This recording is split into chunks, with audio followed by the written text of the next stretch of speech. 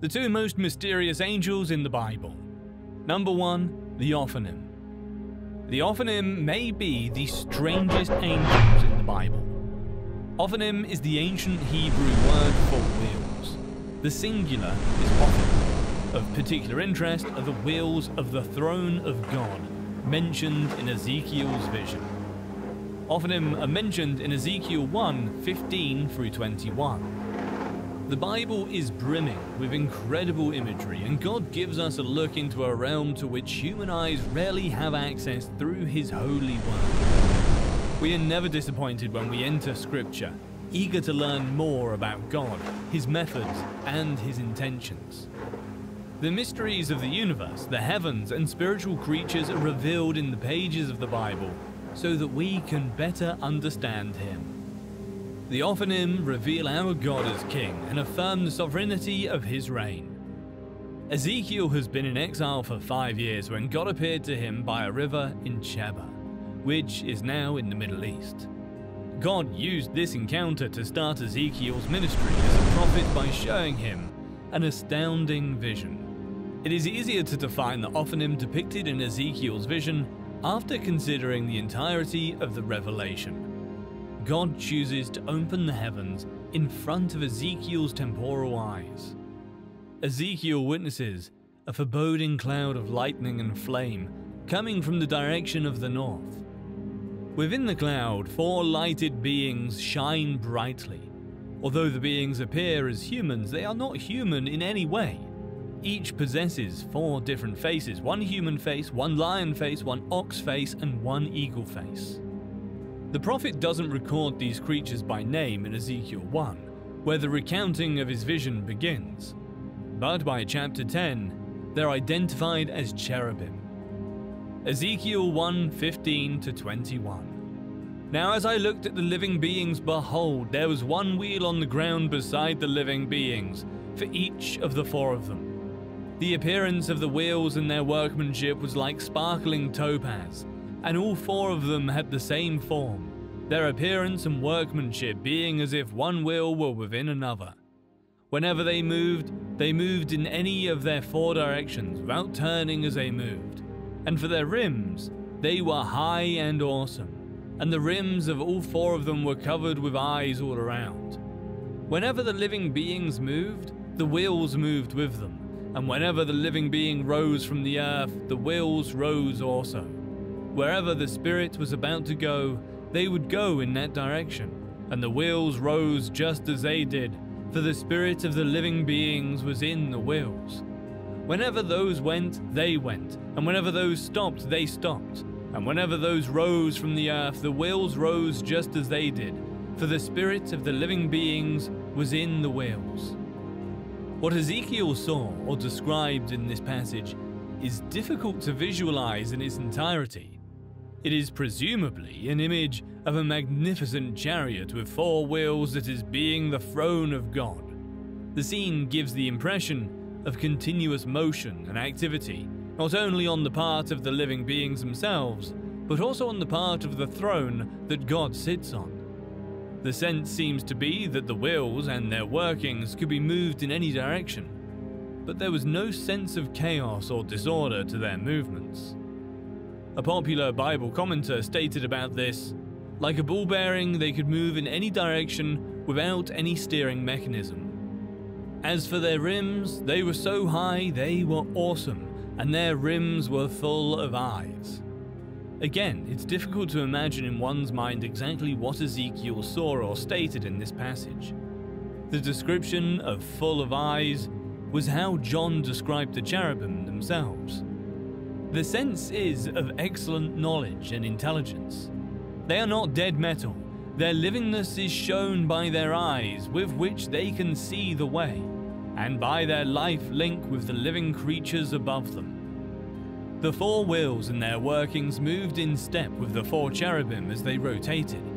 They were linked together in such a way that Ezekiel was able to write, "The spirit of the living creatures was in the wheels." Ophanim are also mentioned similarly in Ezekiel 10:9 to 13.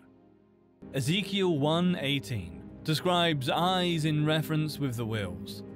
Here we learn that the cherubim themselves were full of eyes all around, and this fits the later characterization of cherubim found in Revelation 4:6.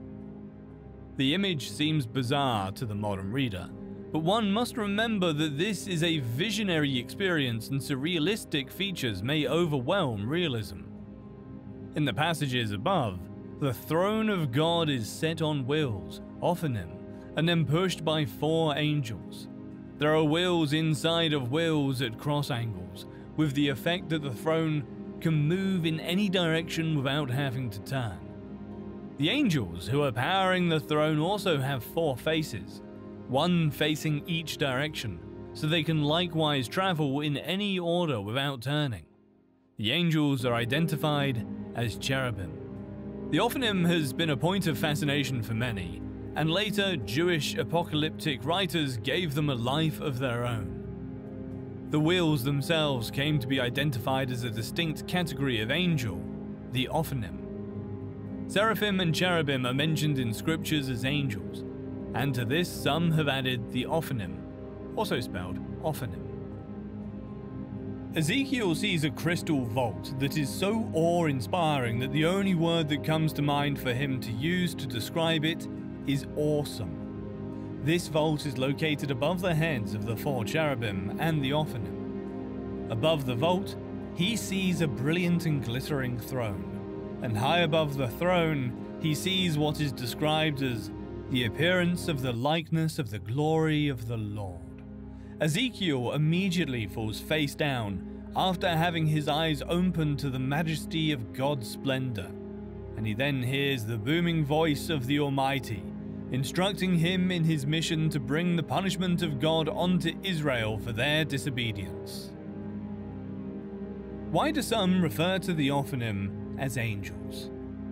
There is not a single mention of the Ophanim in the Bible being angelic creatures, but apocryphal Jewish writers branded them as a class of angel and list them in their hierarchy of angels along with seraphim and cherubim because of the Ophanim's unique lifelikeness, their supernatural power, and their close proximity to God's throne, not to mention the multitude of eyes. Whether or not the Ophanim are actually angelic beings or merely a divinely powered mechanism of multidimensional transport doesn't matter. What does matter is the Ophanim's function in displaying God's glory to Ezekiel and every other believer who would one day read his account and gain a renewed vision of God's kingship. What do the Ophanim reveal about God? Both in appearance and operation, the Ophanim that appeared in Ezekiel's vision demonstrate God's absolute dominion over the entire cosmos. The omnidirectional wheels themselves serve as a constant reminder to us that the God we serve is omnipresent, meaning that he's able to be in all places at all times. As the Spirit of Lord guides the cherubim, Ezekiel 1:12, that same Spirit indwells the Ophanim. When the creatures moved, they also moved. When the creatures stood still, they also stood still. And when the creatures rose from the ground, the wheels rose along with them, because their spirit of the living creature was in the wheels. Ezekiel 1:20. This symbolic unity of submission displays God's supreme authority and right to rule and reign, his omnipotence. And the eyes that cover the wheels and the cherubim are symbolic of God's omniscience. He is all-seeing, all-knowing. Why is it important for Christians to know about the supernatural realm? In Ephesians 6:12, we are told that our struggle is not against flesh. God desires believers to be aware of the world beyond what our temporal eyes can see, so that we, in the Lord's mighty power, can be prepared to take on whatever scheme the enemy has in store. Extremism is prevalent in today's society.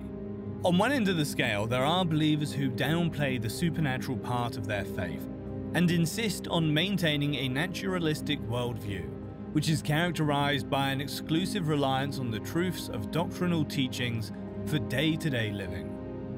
And on the opposite end of the spectrum are those people who are so preoccupied with the spiritual realm because of the allure it holds for them that they are of little help on earth. we must first ensure that our eyes are open to the reality of the situation. When Elisha's servant was terrified by the surrounding enemy in 2 Kings 6:16, the prophet tells the young man, "Don't be afraid." Number 2.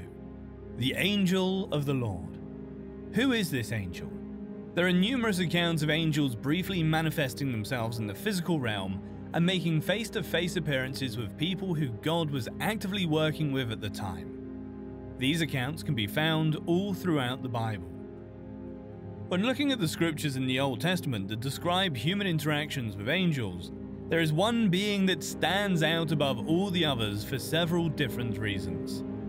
There are Old Testament and New Testament references to angels of the Lord, an angel of the Lord, and the angel of the Lord.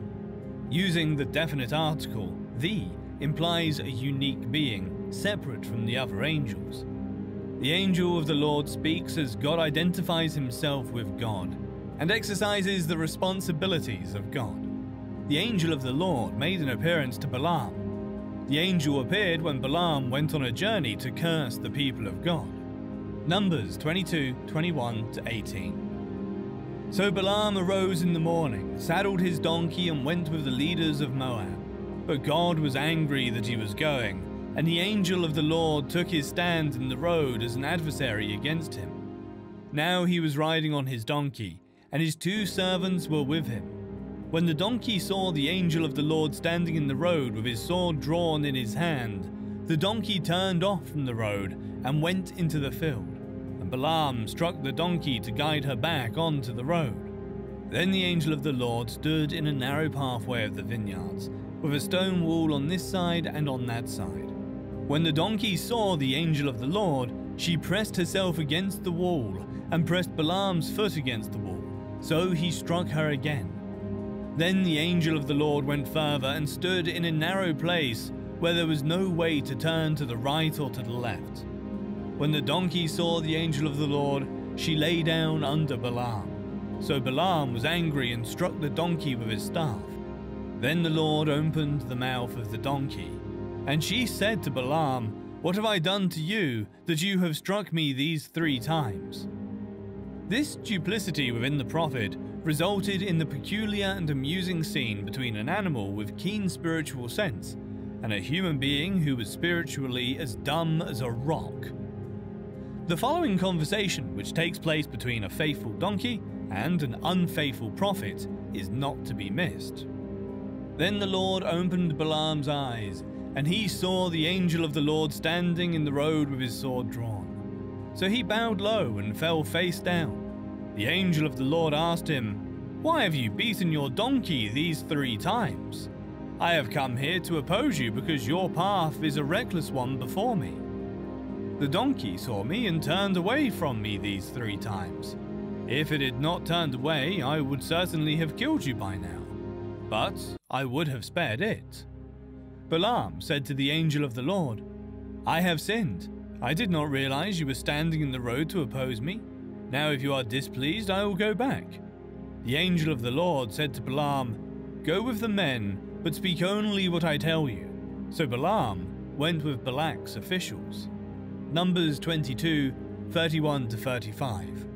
Finally, God opened Balaam's eyes to see the angel of the Lord who was blocking his path. As Balaam lay face down in worship, the Lord explained to the prophet that his dumb donkey had saved his life. The angel of the Lord had the ability and the authority to bring God's judgment against Balaam, and almost did. The donkey rescued the prophet from judgment. The angel of the Lord had a physical presence and communicated with Hagar in the same way that 2 people would communicate with one another. There is no indication that this was merely a spiritual impression or a voice carried on the breeze in our opinion. The angel of the Lord was physically present with Hagar, and that person was present with them both at the same time. This is the very first time that the angel of the Lord is mentioned in the Holy Scriptures. It was not Noah, Enoch, or Abraham who saw him for the first time. The first person that the angel of the Lord appeared to was Hagar. The angel of the Lord told her to repent. If she changed her direction, there was an inherent promise: obey me, and I will protect you. The angel of the Lord found her there and comforted her, telling her to return to her mistress and giving her a prophecy concerning her son. In the New Testament, angels are mentioned numerous times, but the angel of the Lord does not appear after Christ's birth.